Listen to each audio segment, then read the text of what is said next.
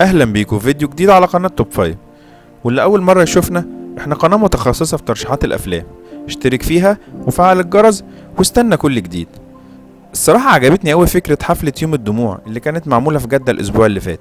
حفلة كانت مميزة جدا، واكتر حاجة عجبتني فيها ان الناس حبتها اوي، فضلوا يتكلموا عنها على السوشيال ميديا فترة كبيرة. عشان كده انا النهاردة قررت اعمل حفلة يوم الدموع تاني، بس طبعا مش بامكانيات تركي آل الشيخ. النهارده هنعمل حفلة يوم الدموع لأفضل 5 أفلام رومانسية مليانة دموع ومشاعر. حلقة حلوة جدا، استعد لها بالمناديل من دلوقتي ويلا بينا نبدأ.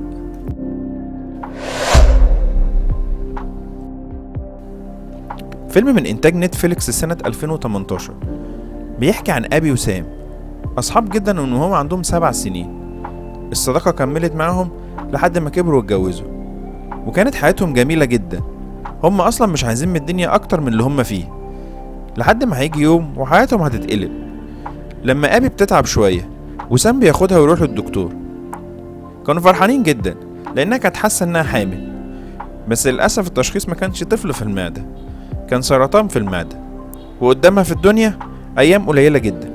عشان كده بتقرر قرار غريب جدا عشان تحافظ بيه على سام. ايه القرار ده وهل هتنجح فيه؟ ده اللي هتعرفه في احداث الفيلم. فيلم روعة من إنتاج 2019. رغم اختلاف ناس كتير عليه إن قصته أو أحداثه مش أقوى حاجة، إنما الفيلم ده فيه كمية مشاعر رهيبة جدا. الفيلم بيحكي عن ستيلا، بنت عندها 17 سنة، عايشة تقريبا كل حياتها في المستشفى لأنها مصابة بتليف في الرئة، وده بيخلي حياتها مليانة بروتين العلاج وبروتين القيود اللي ما بينها وبين الناس بسبب مناعتها الضعيفة. لحد ما في يوم بتقابل ويل اللي عنده نفس المرض بتاعها، بتقع في حبه، بتنشأ ما بينهم قصة حب قوية جدا. بس للأسف قصة حب مليانة قيود، أولها هي المسافة ما بينهم. هل هما بقى هيكسروا القيود دي أو قصة الحب دي هتكمل؟ ده اللي هتشوفه في أحداث الفيلم الروعة ده. فيلم من إنتاج 2008، من أروع الأفلام اللي ممكن تشوفها لويل سميث. أداؤه في الفيلم ده كان رهيب جدا. الفيلم بيحكي عن بن توماس اللي عنده سر خطير في حياته خلاه لازم يغير حياة 7 أشخاص ما يعرفهمش وما شافهمش قبل كده.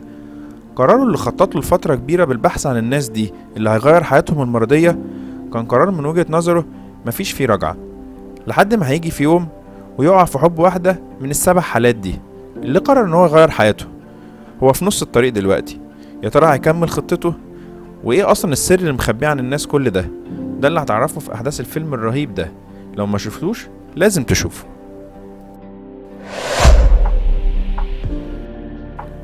فيلم من إنتاج 2014، ميزانية الفيلم ده كانت 12 مليون دولار، وقدر يحقق إيرادات 246 مليون دولار. وده دل على شيء بيدل إن الفيلم ده الناس حبته جدا ونجح نجاح كبير. الفيلم بيحكي عن قصة هازل وأوجستس، شابين بيجمعهم دمهم الخفيف وذكائهم الشديد جدا. بيتعرفوا على بعض في جلسات الدعم النفسي اللي بتتعمل لمرضى السرطان. هو كان جاي بيدعم صديقه كان عنده سرطان الشبكية، وكان بيتكلم ان هو ازاي قدر يتعالج من سرطان العظم بعد ما بتر رجليه. وهيزل كانت بتعاني من سرطان الرئة وكانت في مراحل متأخرة جدا. بيحبوا بعض وتنشأ ما بينهم قصة حب قوية جدا. هل أوجستس هيقدر يساعد هيزل في آخر أيامها؟ ده اللي هتعرفه في أحداث الفيلم. فيلم أقل حاجة تتقال عليه إنه روعة، ويا بخت أي حد لسه ما شافوش. واحد من أجمل الأفلام الرومانسية في تاريخ السينما. الفيلم من إنتاج 2004. بيبدأ الفيلم براجل عجوز اسمه دوك في دار مسنين بيقرأ قصة رومانسية لزميلته المريضة. القصة دي بتحكي عن شاب اسمه نوح بيحب بنت اسمها آلي. كان حلمهم إن في بيت مشهور في المدينة، كانوا بيحلموا إن البيت ده يكون بتاعهم. مامتها بتعرف وبترفض الموضوع ده نهائي وبتمنعها إنها تشوفه، وبيقرروا إن هما يروحوا البيت جديد. بيحاول يتواصل معها برسائل لمدة سنة، ومامتها كانت بتعترض أي رسائل منها. عشان كده قرر إن هو ينضم للجيش، وغاب لمدة 7 سنين. وافتكرت آلي إنه مات، عشان كده قررت تتجوز شخص تاني عشان ترضي مامتها. وفي يوم فرحها بتكتشف في الجرنان صورة لنوح إنه اشترى البيت اللي كانوا بيحلموا بيه وهيحوله معرض. يا ترى قصتهم هتكمل؟ ده اللي هنعرفه في أحداث الفيلم. وليه دوك اصلا كان بيحكي القصة دي كل يوم لزميلته المريضة في المستشفى.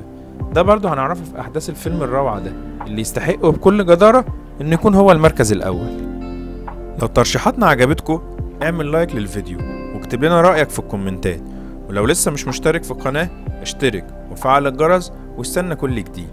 خلص الكلام، سلام.